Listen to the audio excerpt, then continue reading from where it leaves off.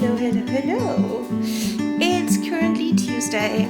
The sun has decided to come out, and that makes me very happy.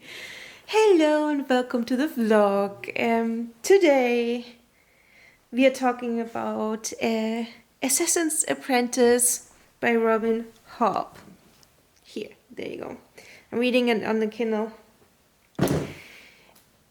I am around 25% in. I started it yesterday. It's like 130 pages, 150, I don't know, many pages.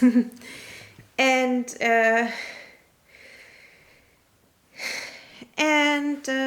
it took me a good, I want to say, 40, 50 pages to get into it, if you know what I mean. It took me a while. And why? Because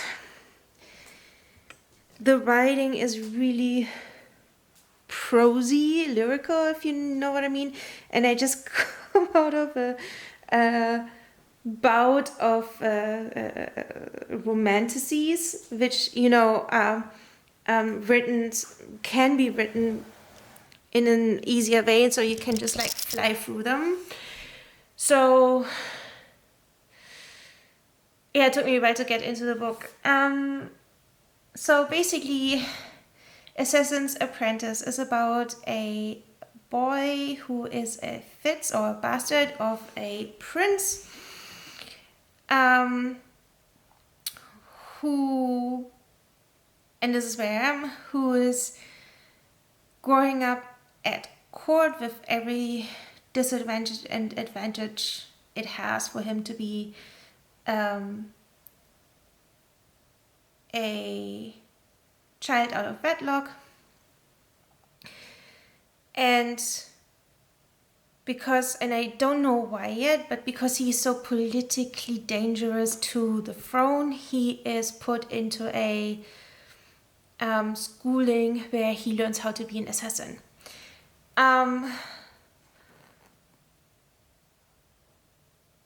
He has some kind of powers. We don't know yet how it manifests or which ones there are. And there are some things in the background going on politically that, you know, could lead to something that you can just read into what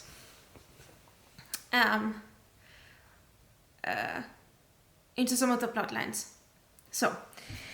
So far it's super engaging. It's not super entertaining, not like I can devour the book, not like, you know, when the moon hatched or something like that. But it's fairly entertaining, fairly easy. Like now it's fairly easy to read. Once you get into it, once you get like into how Hobb is writing, it's easy to read as well. So let's see. I am looking forward to 100 more pages. So I'm trying to read 100 pages a day now. And today I did around 30, so I have 70 more to go, and I will check in after the next 70 pages in that book.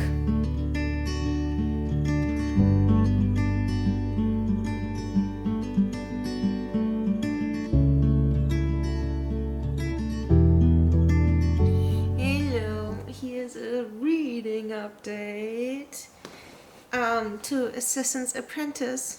Funny fact, I told my husband, hey, I think I found a book for you. It's pretty, I think you would be interested. And then I started to like explain the plot a little bit, and he was like, do the character have funky names like Royal? I'm like, yeah, and he said he already read it. So on the one hand, I didn't have a good book recommendation for him. On the other hand, I was spot on when it comes to his preferences. Huh. I am, let me check. I am, come on, don't do that. I am on page 308. That's over 50% in. And oh, that boy went through stuff already, like that whole like. So we are following basically a nameless person. He's called Boy, he's called Bastard, he's called Fitz, he's called Thomas at one point, but basically he doesn't have really a name. And we are following him through his childhood and how he is growing up and how he is being shaped to become the puppet of the King Shrewd. So every royal has like a name that defines them, basically.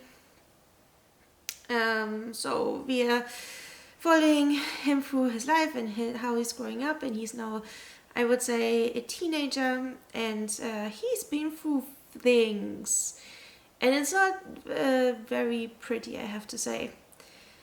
There's of course a villain and an outside threat to the kingdom, and like weird magic stuff going on. We finally know that there's magic.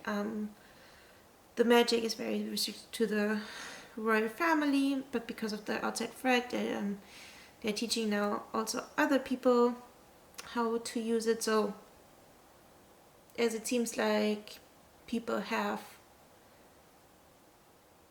magic there even if they're not royal. And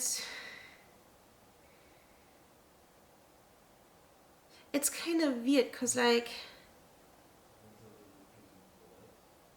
I cannot,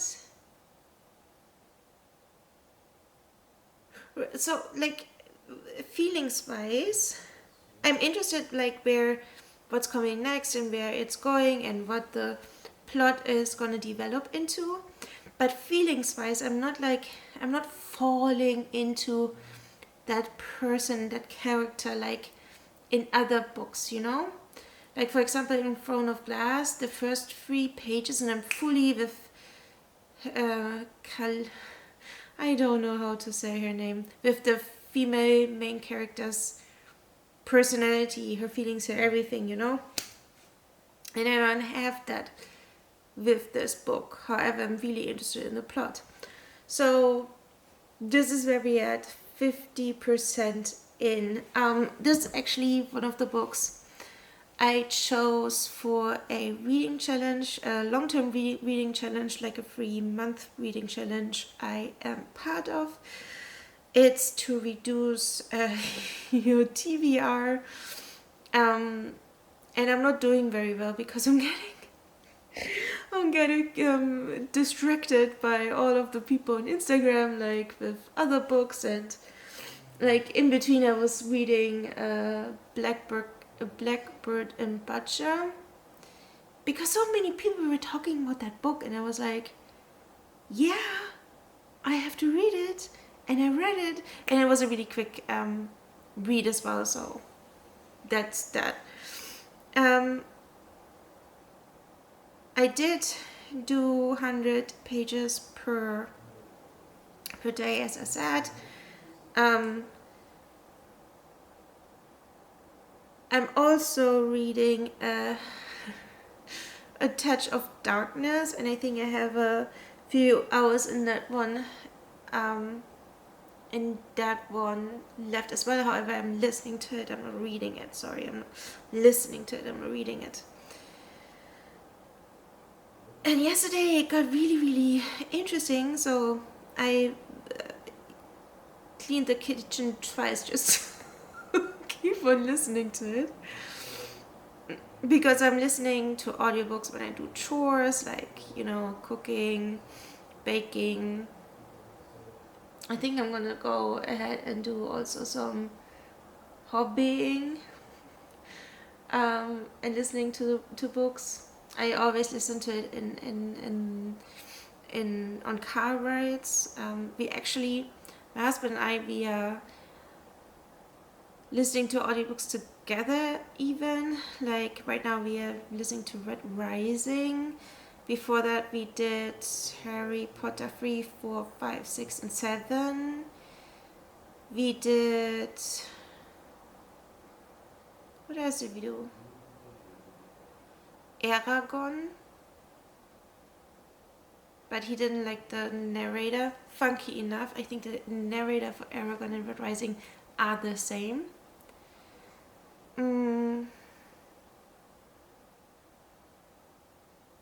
What else did we read? I always say read, but I mean we listened. Can't remember, but that's what we do, because we do drive to France, where my husband is from, quite regularly, and those are long car rides. I mean, 7 to 10 hours, give or take. It depends on where we go in France. And you can read, you can listen to a lot of audiobooks in that time. Yeah.